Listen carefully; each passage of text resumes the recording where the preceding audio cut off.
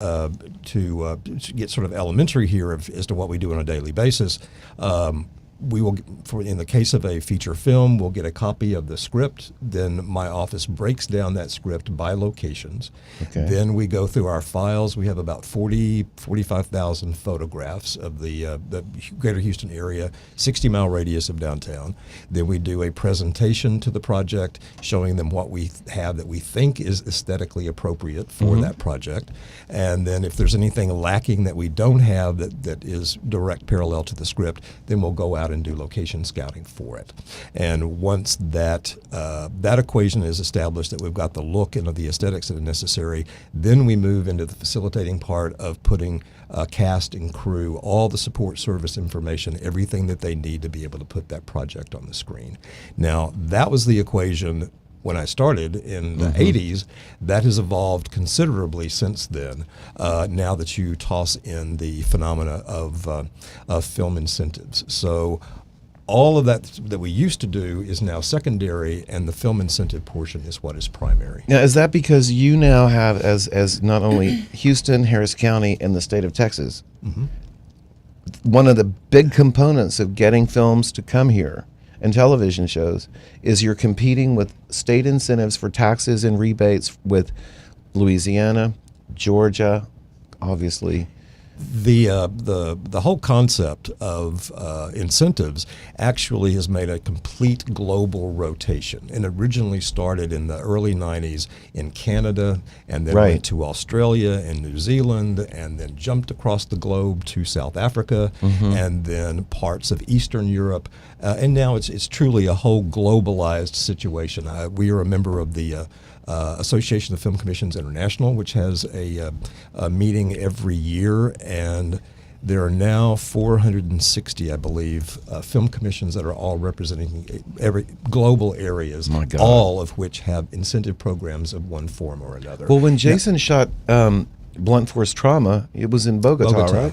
Right. They offer a huge rebate or incentive program there. I think it's almost 40%. God, that's huge. And, a lot of people going to Bulgaria. I don't know if you heard about Bulgaria. Oh, yes. I don't know what incentive they offer, but it must be a lot to get people to travel all the way there. Yeah. And domestically, we're competing against direct incentives. In other countries, we're not only competing against the incentives, but also the rate of exchange, which makes a difference. Oh, that's so also it's true, based on what the dollar is doing and what the respective country, what their currency is doing. That's what makes Bogota even more attractive, because between the exchange rate and the rebate or the incentives, it's a huge thing.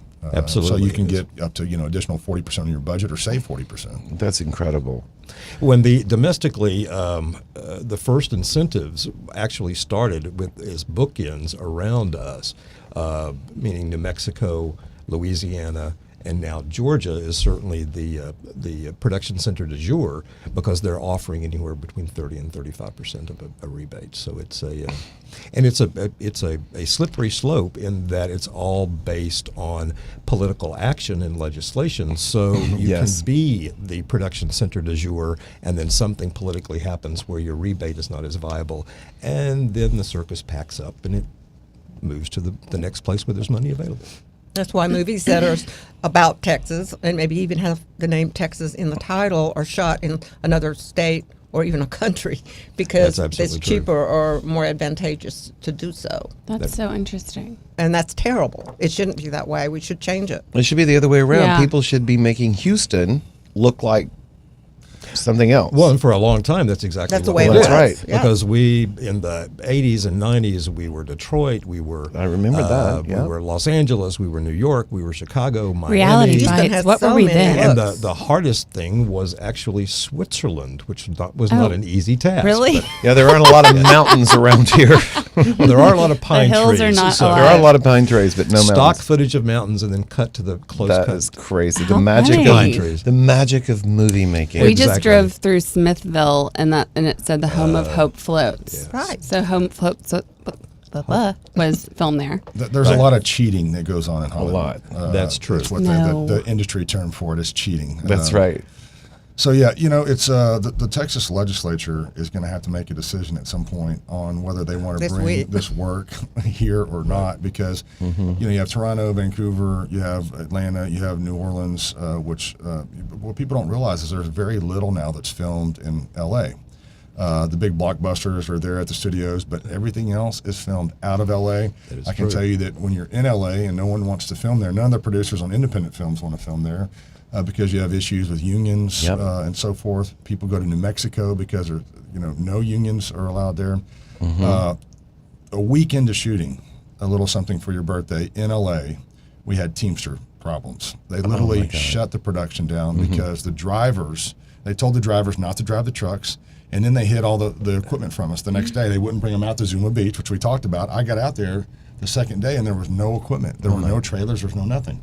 Teamsters held us up until. Is Teamster the same thing as like a union? It's a union, yeah. And then until we paid them what they wanted, oh my God. all the drivers joined the Teamsters union and got whatever benefits they wanted, and then they brought the trailers back over, and that's how it works. And that's what a disaster. Well, but that's not just true in Los Angeles.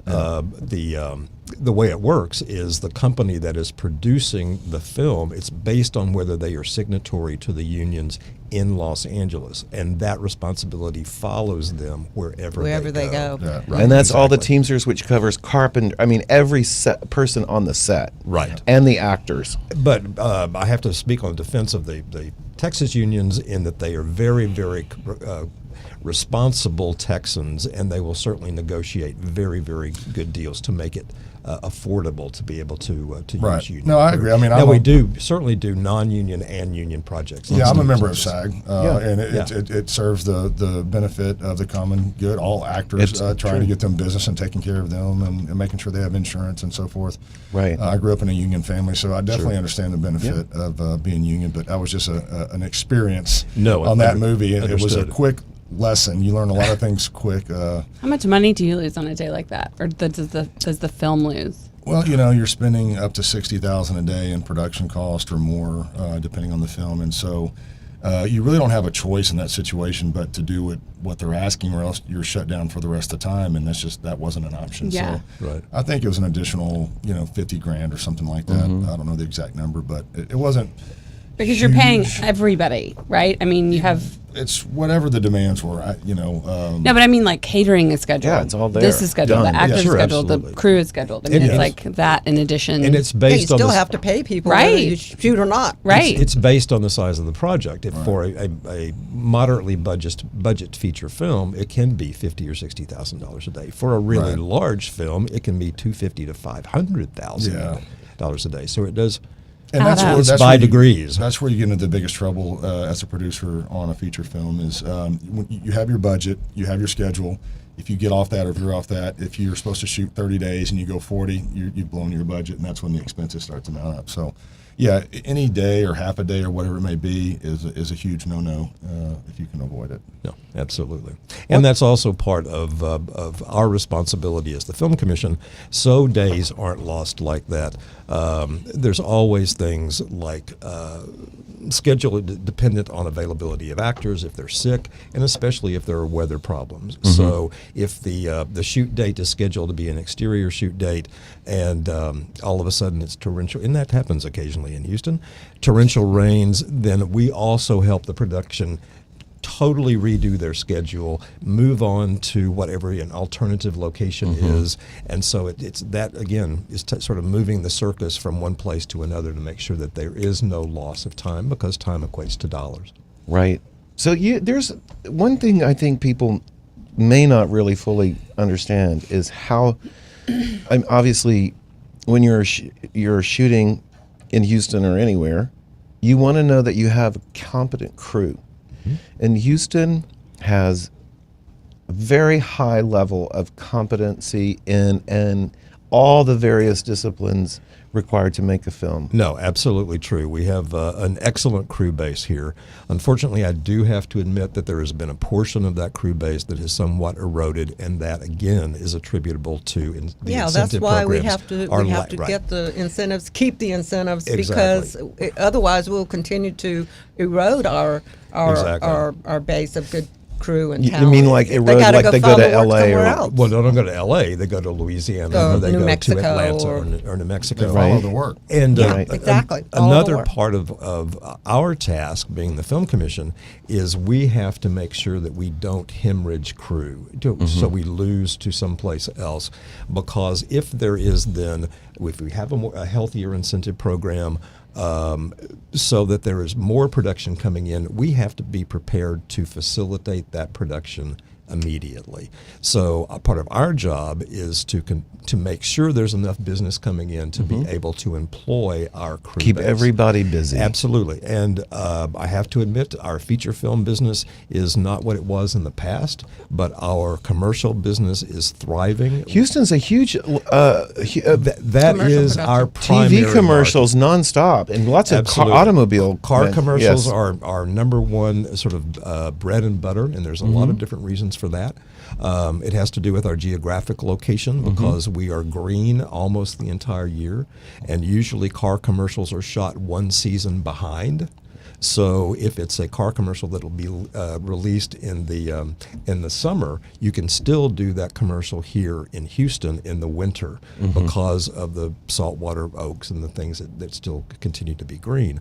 But car commercials specifically, our downtown area is a huge asset for car commercials. Though I think some of that's going to be changing. We'll just have to find new assets.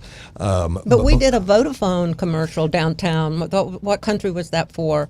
Germany. Germany. Yeah, Correct. downtown. I was in that commercial. And it was It was the size and the budget of a small feature film. right. It was a huge. The Vodafone huge commercial was? That's It was crazy. giant. Yeah. But part of what makes us so attractive about car commercials, downtown Houston, very sleek, very modern. Right. The one thing that is really good is that the majority of the buildings, especially on the west side of downtown, all have street level reflective glass. So you're getting two shots for the price of one. You're getting full on the camera, but you're also getting a reflective image in the back, and that's a big plus. The western face of the skyline, which obviously faces west, you've got two parallel thoroughfares, meaning Memorial and Allen Parkway. So you've got that beautiful very, very modern skyline in the background. You can choose where you want, what distance you want, and then on top of that, you've got the Pierce Elevated, which is going perpendicular to the skyline. So there's a huge number of equations that you can use to get the shot that you want. So it's a downtown Houston is a huge plus for us. Yeah, people don't realize all of these very technical things that, like you're saying, the reflective street level reflectivity of the buildings in downtown Houston. And the whole architectural style. I'm assuming if you've noticed some of the car commercials, the chevron circle is always in car commercials because it's an amazing aesthetic addition to the single frames. And people Where's don't the realize chevron that these It's are. what used to be the E word, Enron. Oh. You know, the circle Yeah. Yeah. that Oh, hangs yeah. over the street. Okay. Right. A couple of years ago, there was a Honda commercial. I love the E word.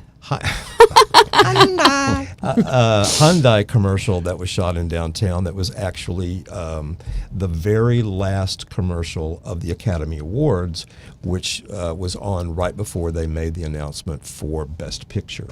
And the theme of the commercial was like the Hyundai car was driving up to receive its award. Oh, that's cute. Was that this year? It was 2 years ago. Okay. So it didn't get to And Jeff oopsie Bridges situation. was the voiceover, was the talent, and so the car ends to take up its Academy Award underneath the Enron or the chevron circle. Wow. So we got some pretty good exposure right before the announcement Is of the there- Best Picture Award. Is there a website people can go visit that can see all the things that have been shot in Houston? Certainly, you can go to our website, which is HoustonFilmCommission.com, and we do You have an archive. We do. We have actually a Facebook link and a YouTube link that has a lot of things that were shot here. I want to go watch that stuff. And there's also a list, a filmography chronological filmography that is on our website. But if anybody wants to really look at the extent of the number of projects that have been shot here, just go to IMDb, put in Houston, Texas, and you got the list. So talk about up against a hard break. We'll be right back, and we're going to talk about incentives and the Texas Film Commission.